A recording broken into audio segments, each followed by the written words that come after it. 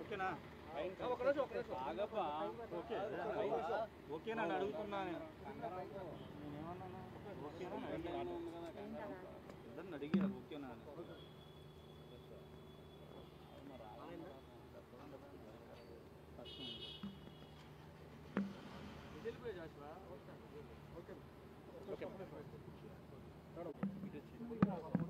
ఓకేనా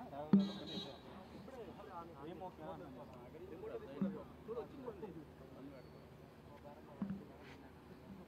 వచ్చిందన్న వచ్చింది 13 అన్న కిట్ నెంబర్ 13 అన్న ఏలో ఉంది తీసుకున్నది రిమోట్లో తీసుకున్నారు రిమోట్లో తీసుకున్నారు ఓకే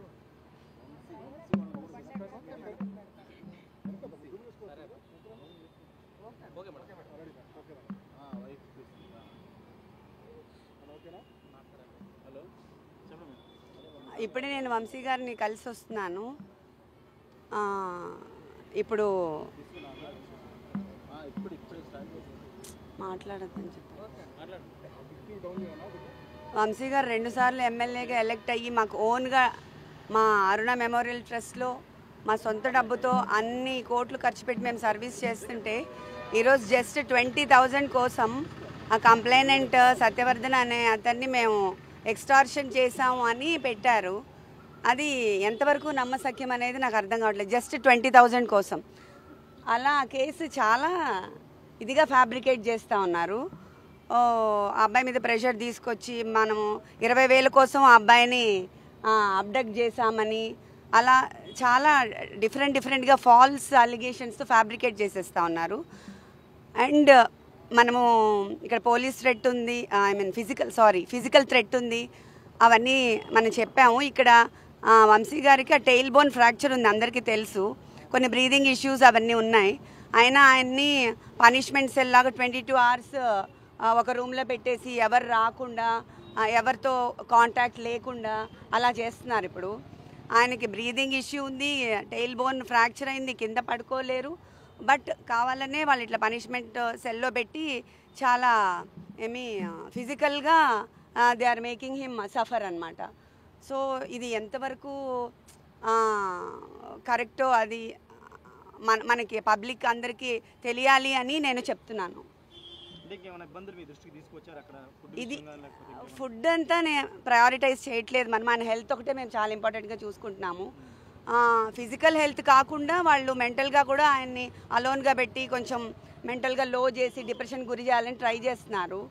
సో మాకు ఫిజికల్ టార్చరు అండ్ ఆల్సో ఈ ఫాల్స్ అలిగేషన్స్తో ఎక్స్టార్షన్ పెట్టాలని అవన్నీ ట్రై చేస్తున్నారు ప్రజెంట్ కేసులో. సో అవన్నీ కూడా చాలా ఫ్యాబ్రికేట్ చేసి ఫాల్స్ కేసెస్ పెడుతున్నారు. ఆ ఫాల్స్ కేసు మీద ఈయన టార్చర్ చేయడం అది ఎంతవరకు ఐ మీన్ జస్టిఫైయబుల్ అని నేను అడుగుతున్నాను ఈ ప్రజాముఖంగా. అంతే.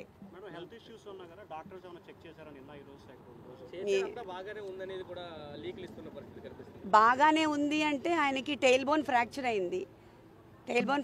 కొన్ని ఇయర్స్ క్రితం. ఆయన కింద అసలు కూర్చోకూడదు, పడుకోకూడదు అవన్నీ. కానీ ఇప్పుడు కింద పడుకుంటున్నారు కదా 2 రోజుల నుంచి మరి.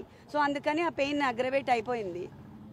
అండ్ ఆయన్ని ఒకటే రూమ్లో పనిష్మెంట్ సెల్ లాగా అంటే మనం ఇంకా ఏమీ అసలు మన మీద అలిగేషన్ ఇంకా ప్రూవే అవ్వలేదు.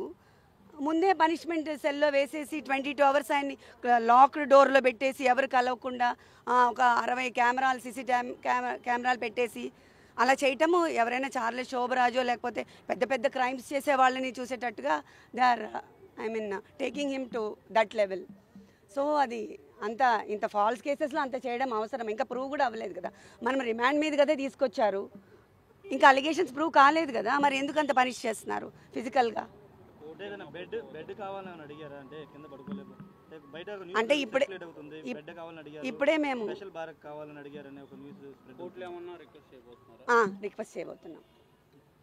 రిక్వెస్ట్ చేయబోతున్నాం మేము అది ఇప్పుడే. ఎందుకంటే ఆయన కింద పడుకోలేరు, కింద నుంచి లేవాలి ప్రతిసారి. జస్ట్ నేల మీద కదా, ఆ టెయిల్ బోన్ తగులుతూ ఉంటుంది కదా. టెయిల్ బోన్ మీకు అందరికీ తెలిసి ఉంటుంది, ఆ వెన్నెముకలో లాస్ట్లో ఉంటుంది. అది ఆల్రెడీ ఆయనకి ఫ్రాక్చర్ ఉంది పాపం. అదొకటి. బ్రీదింగ్ ఇష్యూస్ ఉన్నాయి. కోవిడ్ తర్వాత ఆయనకి చాలా బ్రీదింగ్ ఇష్యూస్ ఉన్నాయి, స్లీప్ యాప్నియా ఉంది. సో ఇవన్నిటికి అట్లా క్లోజ్ రూమ్లో లాక్ చేస్తే బ్రీదింగ్ ఆడదు కదా. బ్రీదింగ్ ఇష్యూస్ ఉన్న వాళ్ళకి ఆక్సిజన్ సప్లై సరిగా అవ్వదు. అవన్నీ ఫిజికల్గా టార్చర్ పెడుతున్నారు ఇప్పుడు.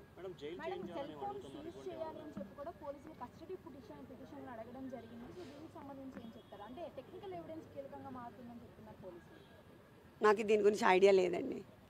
సత్యవర్ధన్ అరెస్ట్ చేసి తీసుకున్నారు స్టేషన్లోనే ఉంచారు. ఇప్పటికి వచ్చి ఎక్కడ మెజిస్ట్రేట్ ముందు కూడా ఆధారపరచలేదు. ఎలా చూస్తారు దాన్ని? అంటే ఆయన్నే కిడ్నాప్ చేశారనేది కదా కేసు. కానీ ఇప్పుడు అదే కదా చెప్తున్నాను, సత్యవర్ధన్ని మేము ఎందుకు కిడ్నాప్ చేశామంటే 20,000 కోసం అంట.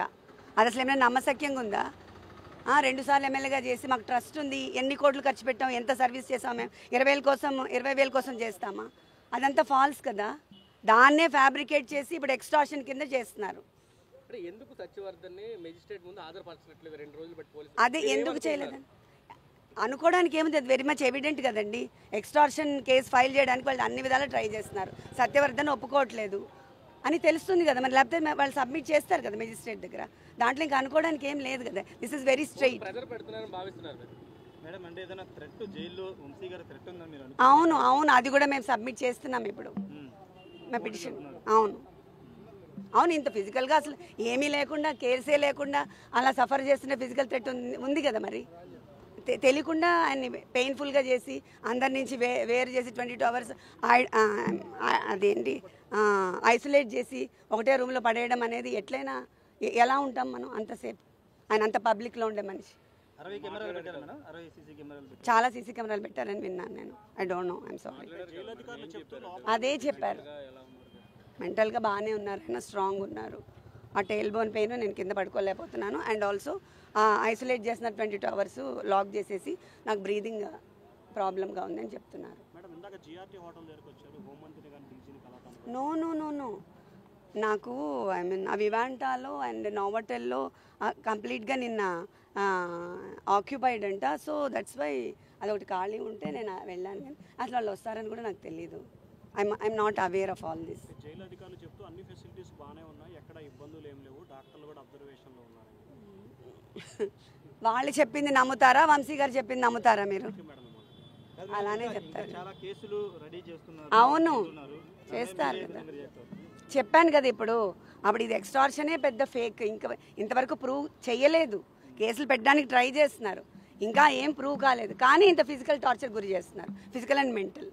జగన్ గారు మీకు ఏమైనా ఫోన్ చేశారా? పార్టీ సపోర్ట్ మీకు ఎంతవరకు ఉంది? పార్టీ సపోర్ట్ చాలా ఉంది నాకు. అక్కడి నుంచే మాకు ఐ మీన్ లీగల్ సెల్ అంతా మనకి అక్కడి నుంచే వర్క్ అవుతుంది. బాగా హెల్ప్ చేస్తున్నారు. Thank you very much. Jagan గారు మాట్లాడారా? మాట్లాడారు, ధైర్యంగా ఉండమని చెప్పారా? చెప్పారు నాకు. నెక్స్ట్ వీక్ ఆయనతో మీటింగ్ కూడా ఉంది. చెప్పారు. Thank you.